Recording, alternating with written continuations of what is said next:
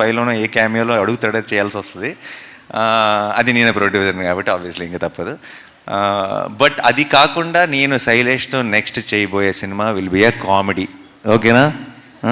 ఎందుకంటే hilarious comic timing ఉన్న ఒక డైరెక్టర్. హిట్ 1, హిట్ 2, హిట్ 3 యాంగిల్లో మనం చూస్తున్నాం కాబట్టి మనం అది నమ్మటం చాలా కష్టమైపోతుంది.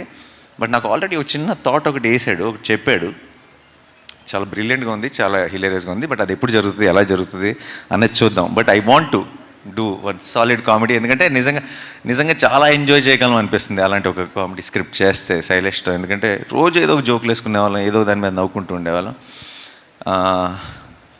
సో ఇంకా ఈరోజు is a very very special day.